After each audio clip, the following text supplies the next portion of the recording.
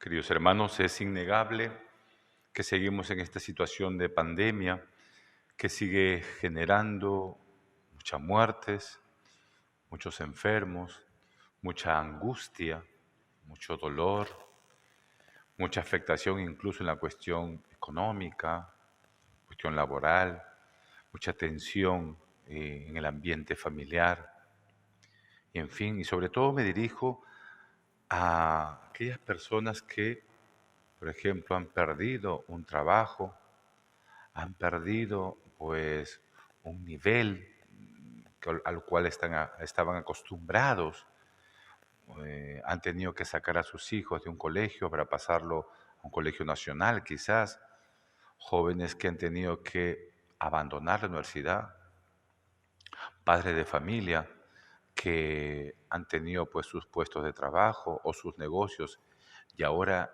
ya no los tienen y van sumando las deudas y la preocupación.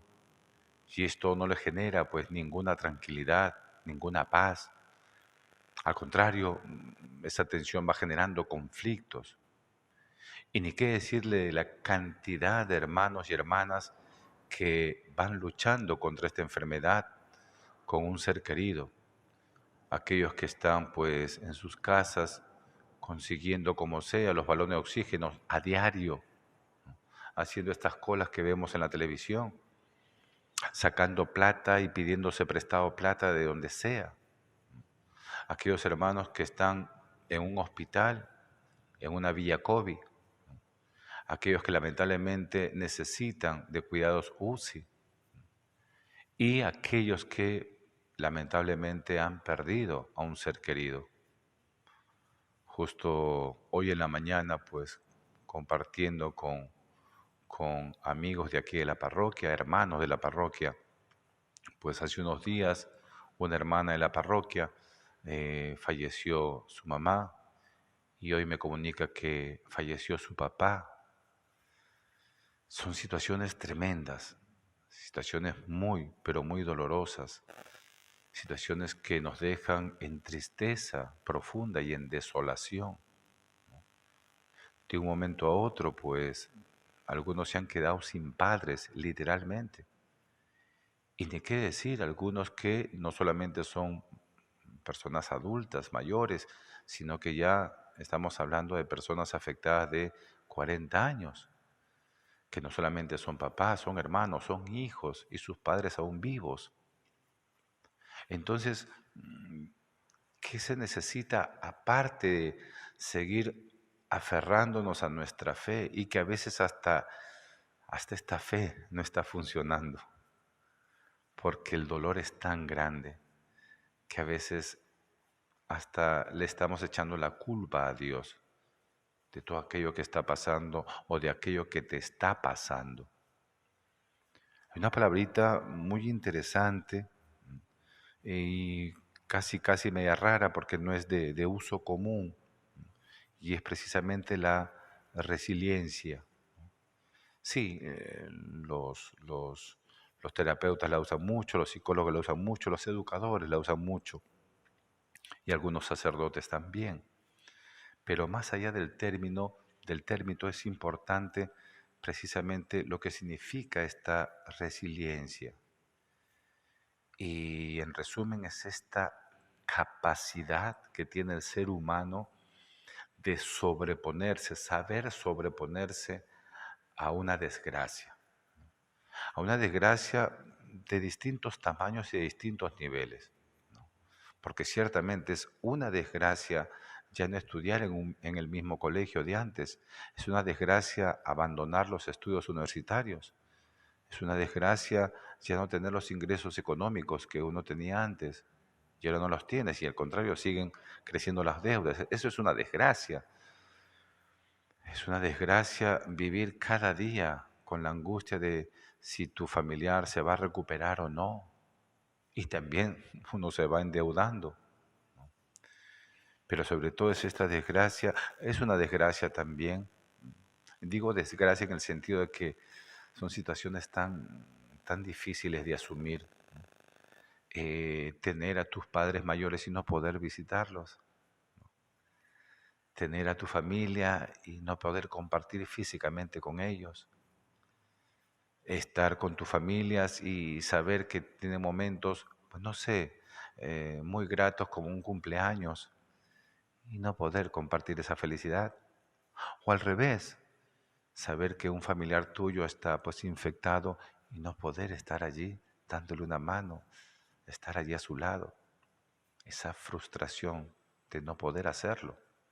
Pues bien, y ni qué decir pues esta desgracia de que un familiar, un ser querido, pues se vaya tan pronto por este virus. Insisto, es ahí donde necesitamos esta dosis y esta actitud de resiliencia, ¿no? Y esta capacidad enorme de volver a levantarnos en medio de esta desgracia. Resiliencia que la tuvo Jesús después de tantas situaciones por las cuales Él pasó. Pero quizás el mayor ejemplo de resiliencia que vemos en los evangelios es de nuestra Madre Santísima.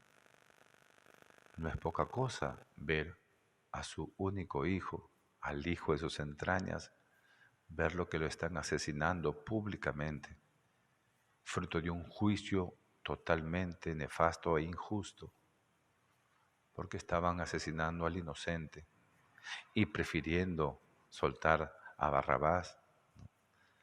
Eso le rompía el alma a María, como madre que era. Pero interesante lo que dice el Evangelio, que María estaba allí al frente de su hijo, viendo ese terrible espectáculo. Pero dice el evangelista que estaba de pie, de pie.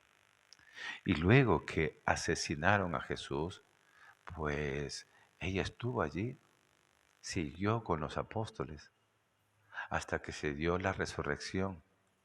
Y María allí presente en medio de los apóstoles. Y María allí presente después que su hijo pues volvió al cielo, María continuó con sus apóstoles. Ella podía haberse desentendido y decir, bueno, ya está, por mi hijo estaba, por mi hijo estuve, pero ya no está mi hijo, pues ya está, que sigan y yo sigo mi vida. No, y estuvo allí, y estuvo allí con los apóstoles, y estuvo allí en Pentecostés, y estuvo allí en los primeros cristianos, con los primeros cristianos. Pues cómo esta mujer supo sobreponerse a tan grande tragedia, a tan grande espectáculo de ver morir a su propio hijo. Y luego ni qué decir de las primeras comunidades cristianas. Lo atestiguan pues la historia y también lo atestiguan los hechos de los apóstoles, ¿no? Y cómo pues empezó la matanza de aquellos que fueron testigos de Jesús. Y a muchos los encarcelaban, a todos los perseguían y también a muchos los asesinaban. Yo me imagino a los primeros cristianos en medio de esta persecución y matanza, pues más o menos parecido a lo que estamos viviendo en esta pandemia. Me imagino entre ellos comunicándose, diciendo, oye, ¿te acuerdas del hermano Pablo? Pues sí, ya lo encarcelaron. Oye, ¿y te acuerdas de la familia, no sé, Acaya? Pues ya los asesinaron, ¿no? Pues más o menos lo que incluso soy testigo de lo que me comunican, ¿no?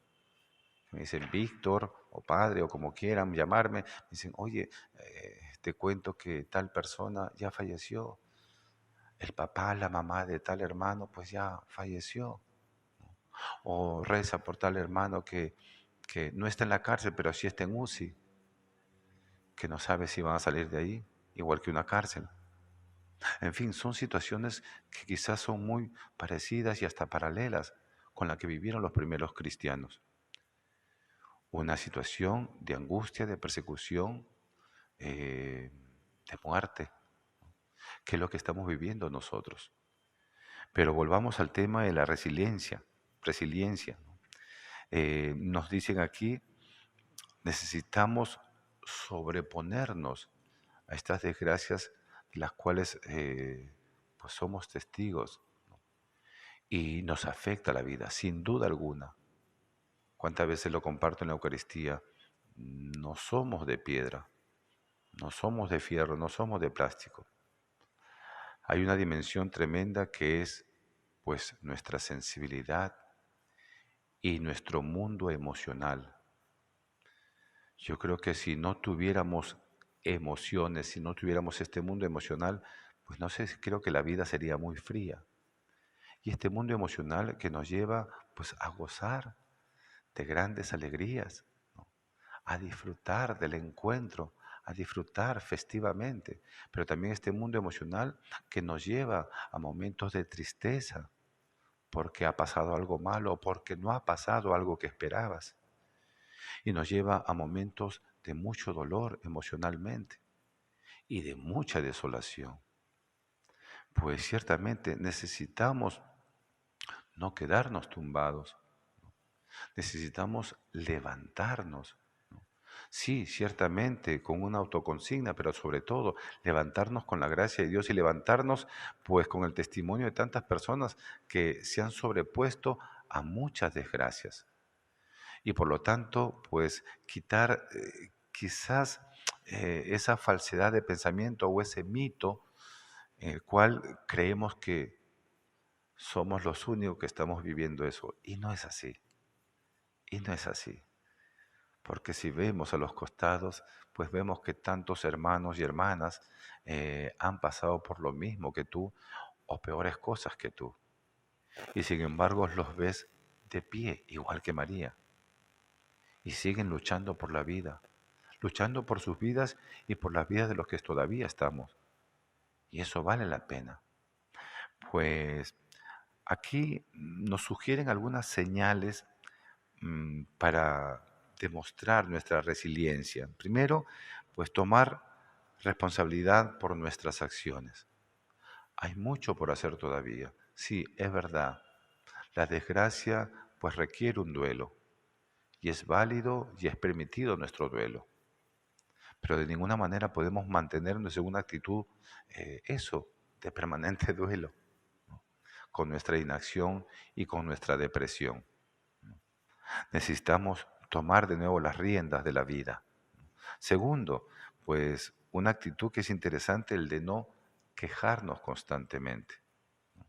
Sí, tenemos derecho a llorar, tenemos derecho a molestarnos, tenemos derecho a criticar, tenemos derecho a quejarnos, sí, pero tenemos derecho, pues, de una manera quizás puntual, ya está frontal, ¿por qué no?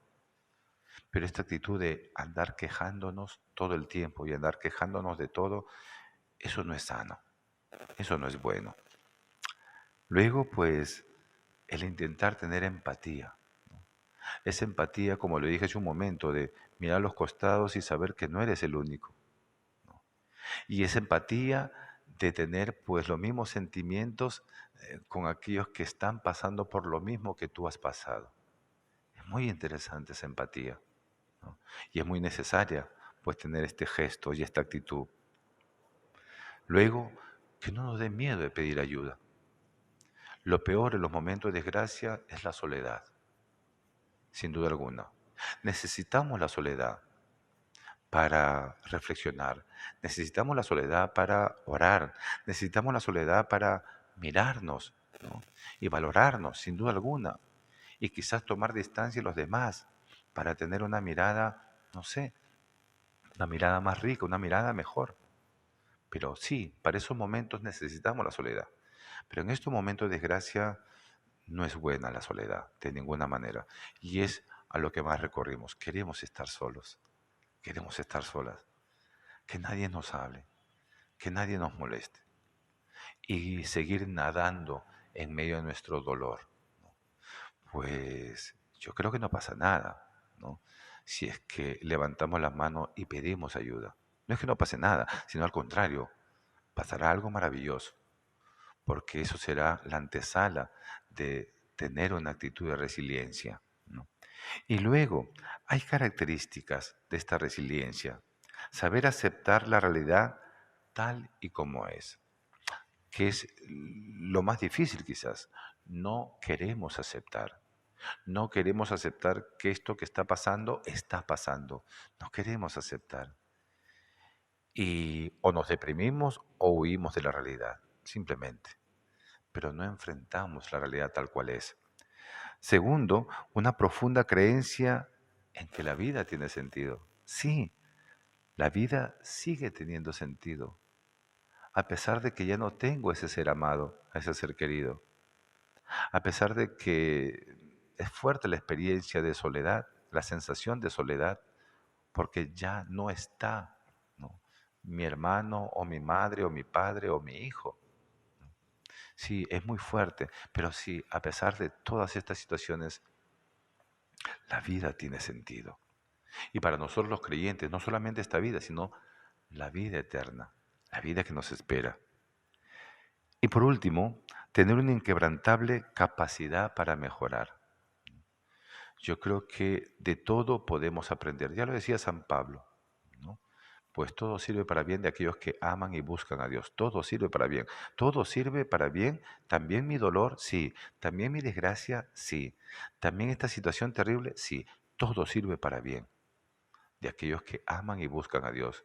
Y si amamos y buscamos a Dios, pues vamos a seguir caminando, vamos a seguir aprendiendo y vamos a seguir mejorando. Yo creo que esta es la actitud. Por último, ¿qué necesita y qué se necesita para ser una persona resiliente? Pues sí, decirlo en papel es muy fácil. Vivirlo, yo creo que es más complejo, pero igual necesitamos enfocarnos, tener una visión positiva de sí mismo y una visión positiva de tu entorno y de tu realidad, porque muchas veces todo lo tiramos al tacho. Ya, se acabó, ya todo se acabó, ya nada tiene sentido. Son las expresiones y los pensamientos que nos surgen. No, no, sí tiene sentido. Y por eso necesitamos tener una visión positiva, tener confianza en las fortalezas, habilidades de nosotros mismos. Sí, Dios nos ha hecho así. Tenemos carismas, tenemos habilidades, tenemos herramientas. Pues sí, estas herramientas no pueden dejar de valer y no pueden dejar de funcionar frente a una desgracia. Luego también es importante la comunicación. Acabo de decir que cuando estamos en un momento muy doloroso, ¿no?, emocionalmente destrozados, no queremos saber de nadie, no queremos saber de nada. Nos aislamos y nos encapsulamos y cero comunicación, cero comunicación. Es lo peor que podamos hacer. Sí, es cierto que hay momentos donde literalmente no queremos escuchar a nadie, no queremos escuchar a nadie y esos momentos son muy válidos, pero qué importante es la comunicación. Y ojo, comunicación que no necesariamente es hablar y hablar, no, no, no. Pues la presencia física es comunicación, una mirada es comunicación, un abrazo, a pesar del confinamiento y las limitaciones, es comunicación. Una oración es comunicación. Un decir estoy contigo es comunicación. Yo creo que tenemos que afinar, cualificar nuestra comunicación en medio de esta pandemia, en medio de este sufrimiento, como estos gestos de tener resiliencia. Luego, pues capacidad también de ir controlándonos y de ir manejando nuestros impulsos. Sí, la ira nos puede llevar a un descontrol. La ira, el dolor exagerado, pues nos puede llevar a tomar decisiones desastrosas también, ¿no? Romper con todo, romper con la familia, romper con tu vida, con tu ritmo de vida, en fin. O sea, podemos tomar decisiones totalmente desacertadas, ¿no? Eh, Nada, ningún dolor, por más profundo que sea y por más intolerable que se presente, no nos puede hacer nunca perder el control. ¿Mm? Pues vamos a pedirle a Dios que nos ayude porque ciertamente nosotros solos muchas veces no podemos, ¿no? Vamos a pedirle a Dios que, como dice Monseñor Carlos Castillo, nuestro obispo, cuando se refiere a la resiliencia, dice, es la capacidad grande que tiene el ser humano de regenerar la vida. Sí, esta pandemia está costando mucho dolor, mucho sufrimiento, mucha muerte. Hay mucho costo, muchísimo costo. Y cuando termine esta pandemia, que va a terminar, pues sí, la factura creo que va a ser muy grande. La vida va a ser distinta. Nuestras vidas, nuestras familias, nuestras amistades, pues ese círculo va a ser muy distinto, muy distinto. Pero qué interesante tener esta resiliencia y, como dice Monseñor, ser capaces, no solos, sino unidos, de regenerar la vida, porque es lo que Dios hace con nosotros continuamente, regenerando nuestra vida. Que Dios los bendiga.